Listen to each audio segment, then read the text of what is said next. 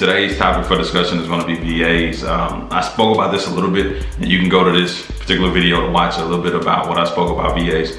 But essentially today what I want to discuss is my top mistakes when hiring VAs, things that I wish I would have done a little bit differently along the process, and things that I think you should implement, are some tools that I've learned along the way that allow you to grow your business and scale, and get you a team, right? Get you a team of employees that's going to be able to help you out. So let's dive right into it. Hey, and if you're new here, my name is Jordan Aubrey, real estate investor full-time, but we talk about all things entrepreneurship, real estate, and credit, finance, anything that allow you to make more money. So if that's something you're interested in, make sure you definitely tune in. But let's get started.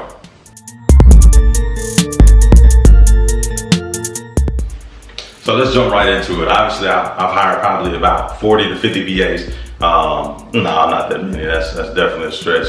Probably about 10 to 15 though, for sure. And some of them have been with me for multiple years. Others have been with me for multiple weeks, right? You go through a cycle of a lot of them, but obviously some of that turnover could have been minimized if I would have actually went in and done things the right way at the beginning and set the expectations right and make sure I hired the right person for the right role. So the first mistake that I did is just hiring too fast, not actually getting the right person in the right seat. So for me, a lot of what I used to outsource and still do, cold calling is one of the things I used to do, right?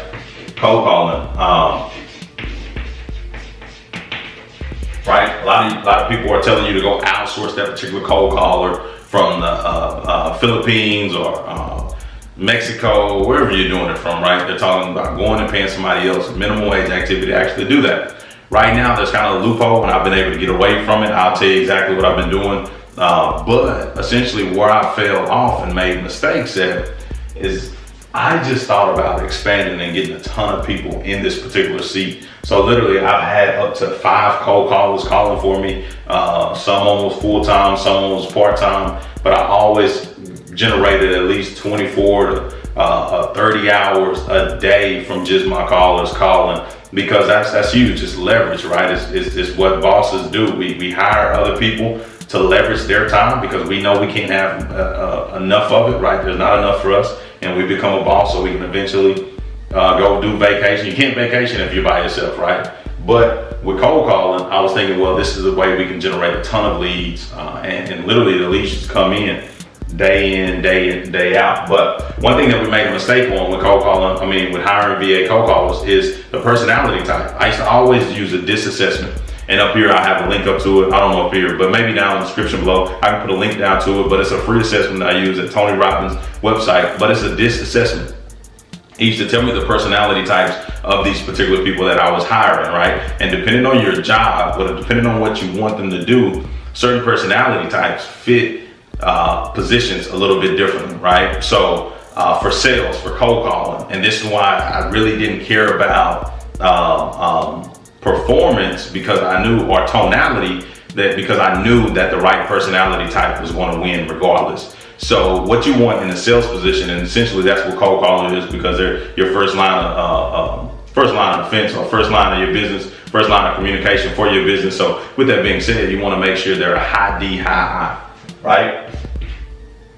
I'm just going high, arrow up is for high D and high I, right? And that's really in any position. I don't care if it's a VA or not, that's really in any position. When you hire for a cold calling position, D stands for dominance, I stand for influence, right? So if they have a dominance and for influence, or their influence is very dominant, right, they're going to be able to talk to some of those sellers, and sellers that don't really want to do business or kind of on the fence, and where other people are looking at it, well, this is not the right person, they're not interested. Hey, hello, how you doing? Oh, yeah, okay, you're not interested in selling? Okay, thank you, bye-bye. Right? Those are not the type of people that you want. You want people that you're not interested in selling. Oh, are you sure? Because if you're ever interested in selling in the future, at least you know what we'd be willing to offer you, right? You want people that's going to be willing to push through the no, push past the no, because essentially it's going to allow you to have more leads. Obviously, follow up. No just mean not yet in this business. It's always a time where they're willing to sell. You just have to catch them at the right time to make sure they're doing the business. But essentially, first thing I did wrong was just personality type. Not knowing my personality types and hiring people just to fill a role and not actually hiring people that has the right personality type that can go in and get the job done the right time, the first time, and then I don't have to worry about it, right? I think Tony Robbins talks about it. I think a couple of things that cost him in his business: hiring people just to fill a role, and then hiring people and then having to train them on his dollar. And then eventually he just got to hiring the right people that was already trained that can come in and just plug and play and actually take his business to the next level. And essentially that's what you want to do. So definitely this right here, understanding personality types will drive you a long way in this business, as far as retaining customers, right? Retaining employees. Same thing for cold calling, same thing for admin, right? I know I'm not the only one when I say I got stuck on Excel sheets for hours at a time, right? When I first got started, like, man, what is this? Why am I doing this? I need to pick another career, right? Same thing for admin. You want to look for a personality type C, right? A high C when you're talking about admin. And the reason why high C and S, right? Those other two, because I don't know what C means. I don't even know what S means, but I know they're very detail oriented.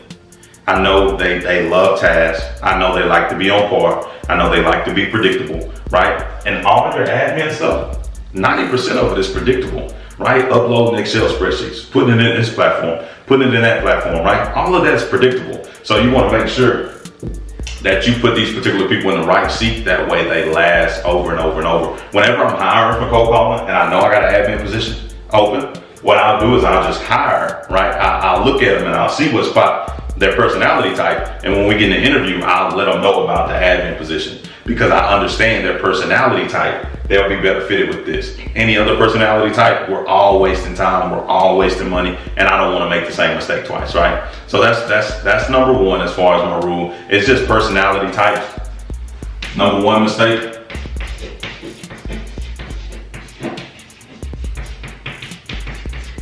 personality types.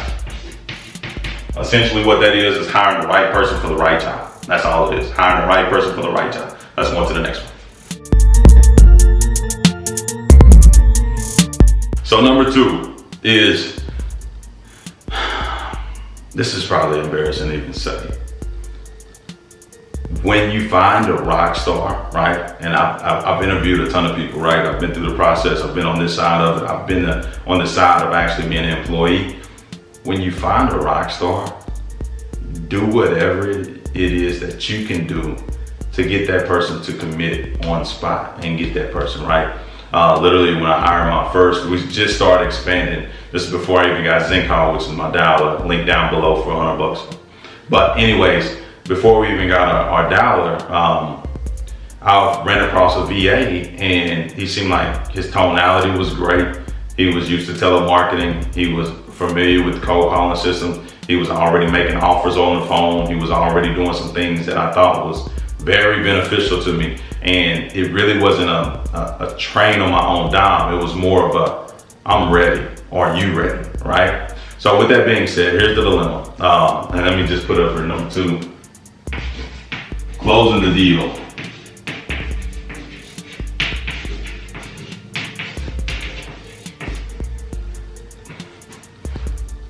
Because what ended up happening was this particular VA, he actually was good at what he done. And he had already been working with somebody else. He was looking to make some more money. And this was the dilemma. I was hiring part-time VAs because I didn't want to commit to full-time, because I understood a lot of them wasn't really the all-star players that I thought they were.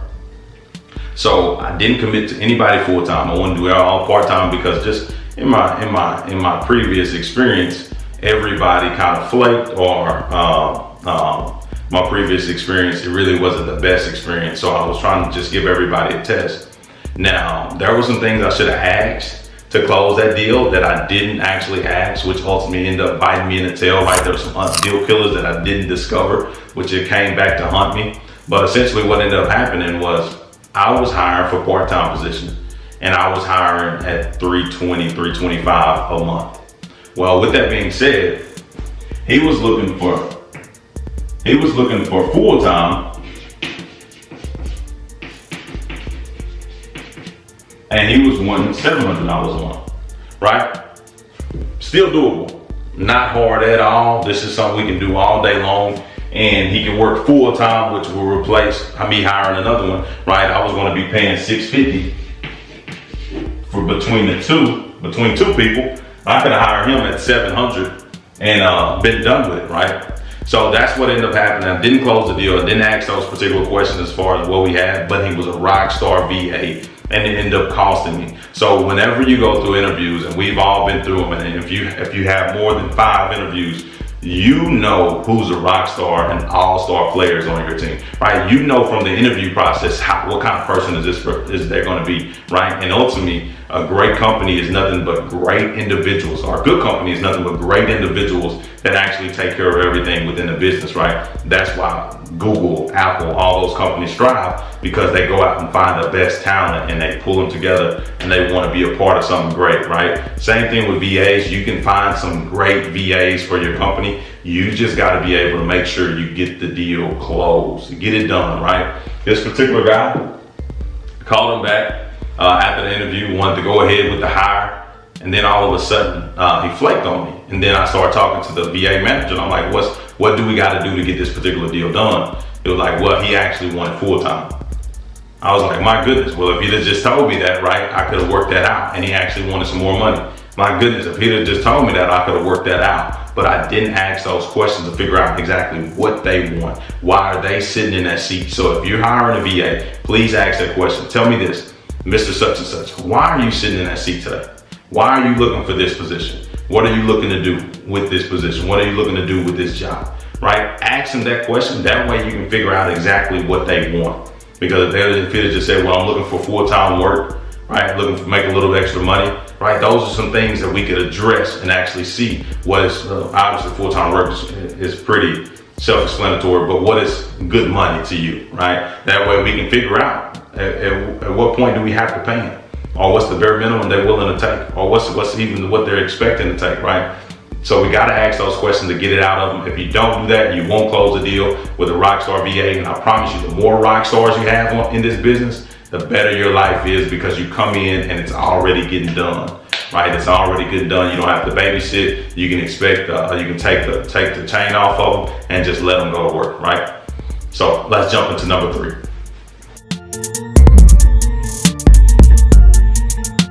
Okay, so I want to tell you this right now. My last but not least, one that I actually made a mistake on. I was thinking too small. What are you doing here? Oh, no. This did not happen. I know. Thinking too small. How can you think too small when you're talking about VAs and hiring process? Because ultimately, 80 to 95% of this business, right? Or somewhere around that, depending on what kind of business you got, especially from a wholesale perspective, can be done virtually. Meaning nobody has to see it, nobody has to do anything, everybody just needs to set up this particular formula and it goes through, right? So one thing that I always thought to myself, one of my best closers that I ever hired was one of my VAs, right? And I wish I would have learned this a long time ago, because it would have saved me a lot of time, a lot of effort, a lot of money. But essentially we learned it the hard way. But she was the best closer in my business. Why didn't I think for myself that she was able to get it done, right? At the beginning, we put these caps on our employees, knowing we got a rock star player. Why not allow them to be a rock star? They already do what they do, and they do it pretty darn good. Why not allow them to be a rock star, right? So one of the best things that I did was, we said, you know what, instead of trying to hire somebody else, bring them in commission and do all this other stuff and make sure they're paid and living well, how about we pay the person that's already reliable, the person that already shows up, the person that's getting paid regardless, right? And that was our VA, right? Thinking too small. So I was thinking that a closer needs to be in-house. Not the case at all. A closer, talking to sellers, following up, making offers, that don't need to be done in-house, right? That can be done at somebody else's home, that can be done from another country, as long as they understand real estate, as long as they understand what's going on, right? As long as we're teaching them that to get them to a point where they're proficient and they're able to add value regardless, right? Then we're gonna get to a point where they're able to do that virtually. So it comes down to the teacher. But from my perspective, I always thought cold callers just take away all the minimum wage activities from you. And yes, they do, which is absolutely true. Yes, they take away all the minimum wage activities. But another thing that they can do is they can take on some of those larger pay scale roles, like acquisition agent, right? So one thing that we did, we hired as an acquisition agent. I don't know how you spell acquisition agent. And essentially what ended up happening was she would come in, we had a VoIP number from Freedom Software, CRM. She would just call all the leads, right? That was her deal. She just called all the leads. So essentially she would make 70 to 80 calls a day in her 4-hour span. She didn't work long. She just followed up with all the hot leads, any cold leads. She'll reach out to them and touch upon them. But essentially her job was just to have conversations. 4 hours every day, just come in and have conversations. And what we ended up happening, we ended up running more leads. We ended up running more appointments. And the best thing about it is that we fired our acquisition guy. We fired myself. We fired my other partner, right, from doing these daunting tasks that, let's be frank about it. Everybody don't like following up, right? If you can follow up, you'll win a lot of these, especially with cold calling, RVM, text message, or any cheap form of marketing, even some more expensive forms of marketing. If you follow up, you will get those deals closed. But essentially, not following up leads to somebody else buying the particular property. So we hired her. Stop thinking so small. We hired her, trusted in her abilities, and every day what we used to do was come in for 30 minutes to an hour, listen to conversation, do role play back and forth. How can we tweak this? How can we tweak that? So we worked on what was important to the position to allow her to be her best self. But essentially, she came in, got to work, right? And what ended up happening? We got more appointments.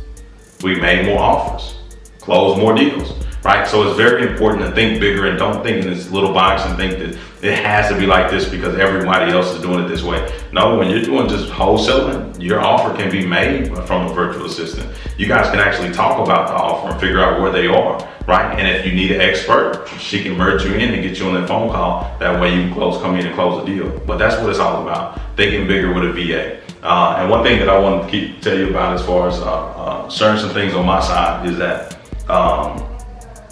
some things that I was able to do is I always had this limiting belief with hiring others, and I know you probably think about it as well. Am I going to be capable enough? Am I going to be able to train them?